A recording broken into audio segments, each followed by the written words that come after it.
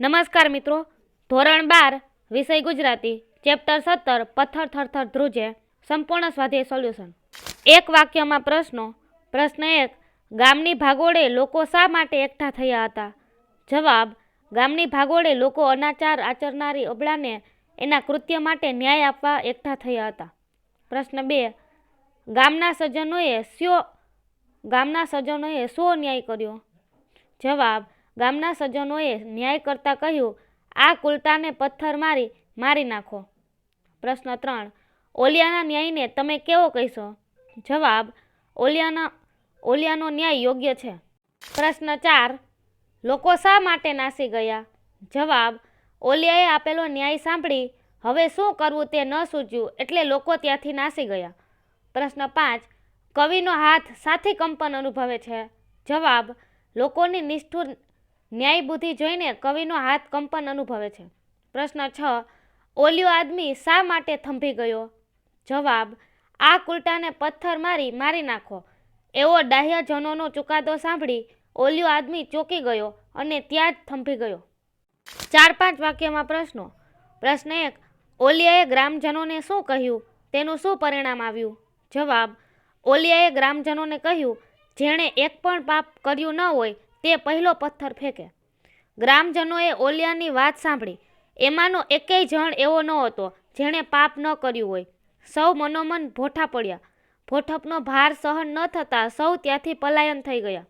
પ્રશ્ન 2. ઓલિયાનો ન્યાય સાચો સાથી ગણી શકાય? જવાબ. દુનિયામાં એક પણ વ્યક્તિ એવી નહીં હોય જેણે જીવનમાં નાનું કે મોટું જાણીએ કે અજાણીએ કોઈ પાપ ન કર્યું હોય. તો પછી કોઈને આ પ્રકારનો ન્યાય તોડવાનો કોઈ અધિકાર નથી. ઓલિયાએ ઈસુ ખ્રિસ્તનું વચન ટાંકીને સૌને પોતાની તરફ જોવા કહ્યું.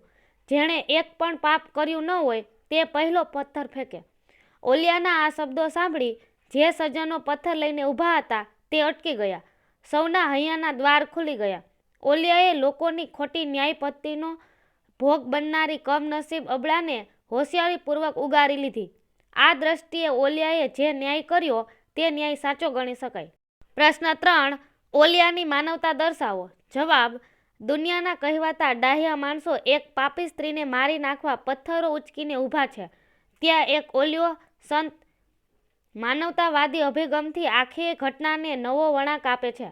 તે કહે છે કે જેણે એકેય પાપ કર્યું ન હોય તે પહેલો પથ્થર ફેંકે. આ વાત સાંભળીને પથ્થર લઈને ઊભેલા દરેકના હૃદયમાંથી માનવતા પ્રગટી. સૌ ભોઠા પડ્યા. ઓલિયાની માનવતાએ દરેકના હૃદય ખોલી નાખ્યા. સવિસ્તર પ્રશ્નો. પ્રશ્ન 1. પથ્થર થરથર ધ્રુજે કાવ્યનું શીર્ષક ચર્ચો. જવાબ. પથ્થર થરથર ધ્રુજે શબ્દો સૂચવે છે કે ડાહ્યા માણસોએ તોડેલો ન્યાય સાંભળી પથ્થર દિલનો માણસ પણ ધ્રુજી ઉઠે. જ્યારે અહીં તો એવા લોકોના હાથ પથ્થર મારવા માટે તડપી રહ્યા છે જેમને ન્યાયનો અમલ કરવામાં જાણે આનંદ આવતો હોય. તેમનું આ વર્તન નિંદનીય છે. દુનિયામાં એક પણ વ્યક્તિ એવી નથી કે જેણે જાણીએ કે અજાણીએ નાનું કે મોટું પાપ ન કર્યું હોય. એક પણ વ્યક્તિ સંપૂર્ણપણે નિર્દોષ નથી. તો પછી દોષિત વ્યક્તિને આવો ક્રૂર ચુકાદો કેવી રીતે આપી શકે? અને તે પણ ઠંડે કલેજે. કવિએ આવા નિષ્ઠુર માણસની નિર્દયતાની અહીં નિંદા કરી છે. કવિએ કાવ્યના અંતે ઈસુ ખ્રિસ્તનું વચન જેણે એક પણ પાપ કર્યું ન હોય તે પહેલો પથ્થર ફેંકે મૂકીને જાણે કહેવાતા ડાહ્યજનોને પોતાના કર્મો તરફ આઈનો બતાવ્યો છે. આવો ક્રૂર ન્યાય એ ન્યાય નથી પણ માનવતા પર પ્રહાર છે. પથ્થર હૃદયના માણસને પણ ધ્રુજાવી દે તેવો છે.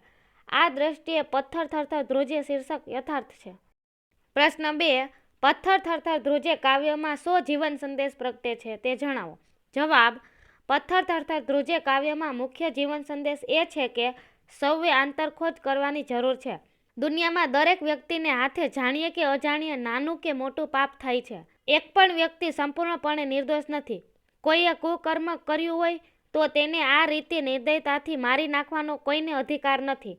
આ જીવન સંદેશ વ્યક્ત કરવા માટે કવિએ ઈસુ ખ્રિસ્તના એક વચનને આધારે એ વચનને સ્પષ્ટ કરતું એક ઘટના પ્રધાન કાવ્ય કર્યું છે. જેણે એક પણ પાપ ન કર્યું હોય તે પહેલો પથ્થર ફેંકે.